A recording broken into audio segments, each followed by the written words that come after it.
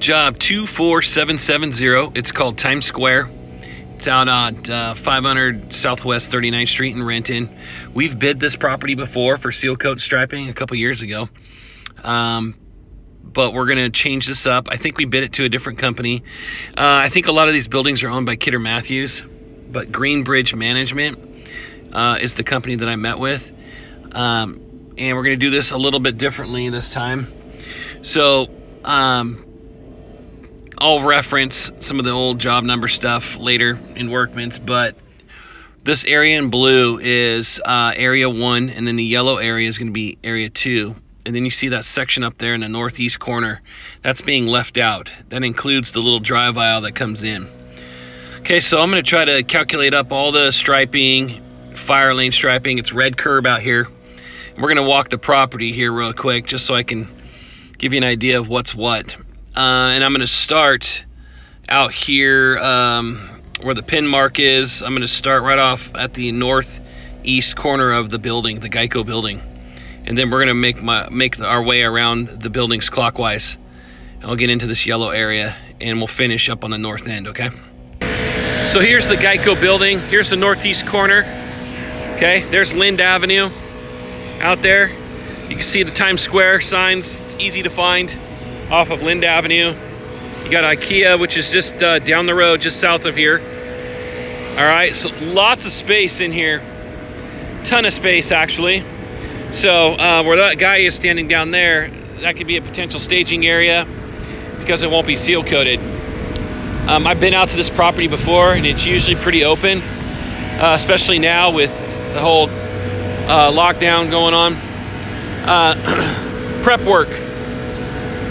There's not a lot of moss on this property. A Snuffy would probably do the trick. But you can see there's some areas where you got a little bit of mud that's been collecting through the winter. Hasn't been cleaned up. But everything else along the curb edges looks pretty good. The fire lane looks pretty decent. It is flaking though a little bit, so I would probably say that on each phase, on area 1 and area 2, we include 1 day each for power washing the curbs, just to make sure they're clean. And then we can also get along the edges of a lot of this, okay? You can see there's some broken curb in here too, so I'll probably throw in a little bit of curb repair. I'll put in like probably 2 yards worth, so that'll be about 180 feet or so. And it'll be to kind of fix some of these broken areas.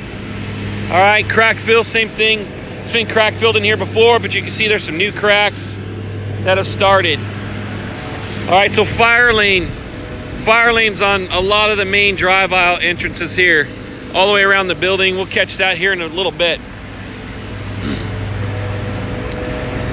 Power washing the face of the curbs that are not painted, that is going to be excluded. We're not going to have that as part of the bid. There's little tiny areas of some tree root damage. We're not going to address that. He doesn't want to do any asphalt repairs right now. He just wants crack fill, seal coat, and stripe. So as you can see, this area right here would be a prime candidate for repair. But he doesn't want to do it right now. All right, so all the edges, all the tips of the planters, they get painted red. Fire lane stencils are 18-inch. Okay, now I'm on the south end of the building. And going back to the asphalt repairs like you saw over there at that island, I am going to bring it up to him after sending him the quote that if he does want to have some asphalt repairs done, as you can see it's been done out here before, then I'll check on that. Okay, so as I was saying, we probably wouldn't need much power washing. I'm noticing on the south end that we've got moss over in this section, and it comes out about 8 feet in one section, and then a majority of it is like maybe 3 or 4 feet away from the curb. Same thing down in here. So when we go to do that power washing, I still think we'll be okay if we allow 1 full day of power washing for area 1 and 1 full day of power washing for area 2. But it's going to be primarily right at the curbs, okay? Meaning the perimeter areas like this where there's a lot of shade. These open areas right here where they get a lot of sun throughout the day, don't need to do much power washing there. So the power washing will entail hitting all the painted curbs and then hitting some of these areas that are in the shaded spots. Easy to detect. Would probably rip off pretty easy with the Snuffy, but we might as well hit it with the power washer too. Okay, fire lane. You noticed on the map there was this little circular area and then it stops right there, area 1. You've got fire lane that goes all along the sidewalk around the perimeter of that drive aisle. And of course you got all the tips here of the planters being painted. This area being painted. Okay. Quite a bit of fire lane, red painted fire lane in here. And quite a few 18-inch no parking fire lane stencils. Okay. This area right in here, it's pretty decent shape. I think Geico uses part of this entrance too.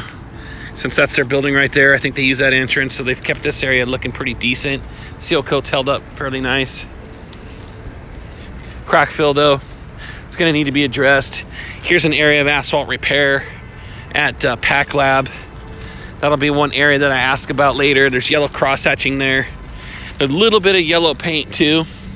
Not much, but there was yellow paint down there, about 10 feet. And then about 10 feet of yellow right there too, so about 20 feet. Plus another 6 feet here. White painted crosswalk bars, 24 inches. Going across that concrete there.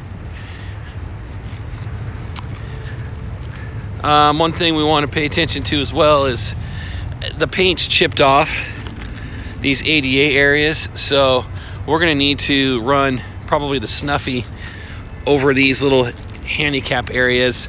Power washing might be a good idea to use the power washer since we'll be out here, but we want to try to knock off any loose and chipped paint on the ADA symbols. Otherwise they'll just come off when we try to repaint, or when we seal coat it'll just rip right off. So we'll have to make sure we clean those ADA symbols off pretty good so that there's no flaking paint sitting underneath. Okay, so right at the corner of that building is where I made the imaginary line that goes across. So basically where that crosswalk was at, there was concrete there. We'll make that the stopping point, and then this area is now considered area 2. It's got its own entrance down here. Okay, got fire lane all across the face here. Got this crosswalk where the concrete is. Okay, I'm just gonna keep walking my way around so that we can capture a lot of this. See, there's where a lot of the power washing needs to happen on this south end where there's a lot of shade. There's a little bit of shade right there so you can see a little bit of moss. Not much though, it's mostly on the south end here where all these trees are.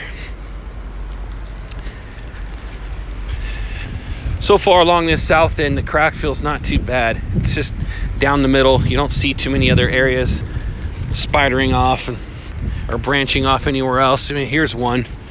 Maybe that's about it. You see a couple that are in that spot, but a majority of it is down the center. So here's another entrance here where we'll have to get some power washing done along the perimeter because of all the moss.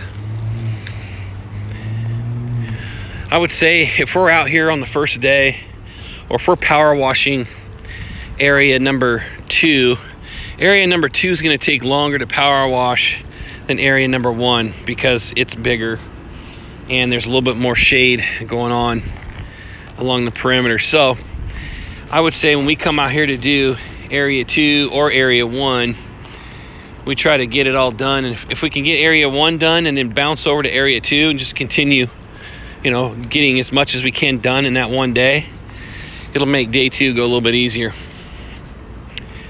So hopefully we can plan on doing area 1 first, get all the power washing done, get as much as we can done on day 1, and if we can jump over onto area 2 on that first day, that would be great. Make that that second day a lot easier to do.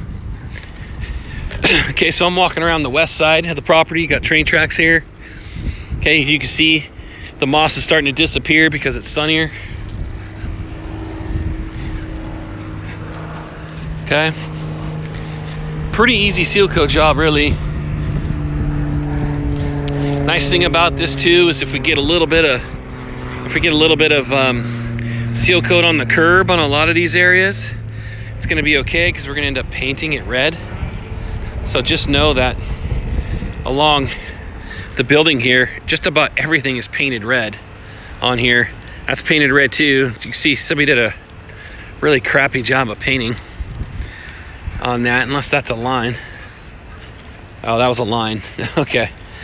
That line right there, I don't know if we need to do that. That's the only spot I've seen a 4-inch line in front of the curbing. I see it right here as well. But I'm not sure if we need to do that. We'll keep checking on that as I walk around the property. We want to make sure we bring out the little wheel grinder to clean out, or the air. Geez, I can't even remember what those things are called. Those Starfire, those heat lances, I think is what they're called. Okay. All right, so we got like a little yellow speed bump right here with some little shark's teeth on it. Needs to be painted on here. These little chevrons. Well, they look like triangular chevrons there.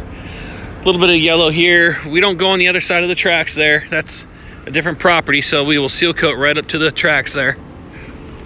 Okay, that goes around the building there. I'm just going to walk around the perimeter though.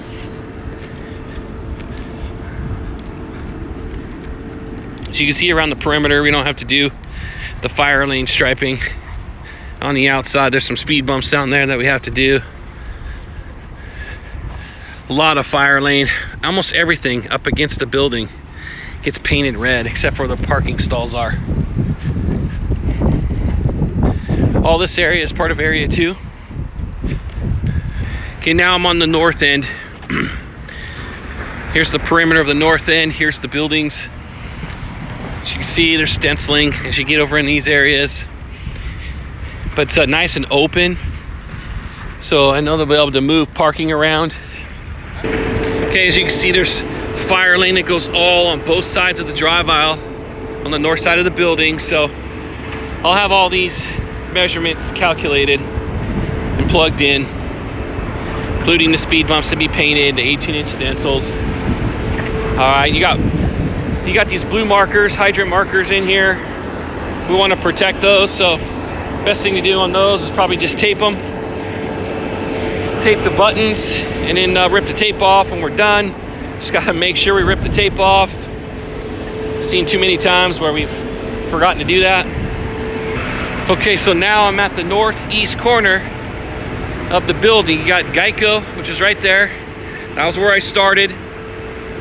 We're gonna seal coat that whole parking area in there on the north side, and then we'll end up making an imaginary line that goes straight across. We got to tape the line in so it looks nice and clean. Don't try to do it by hand. Got to tape it.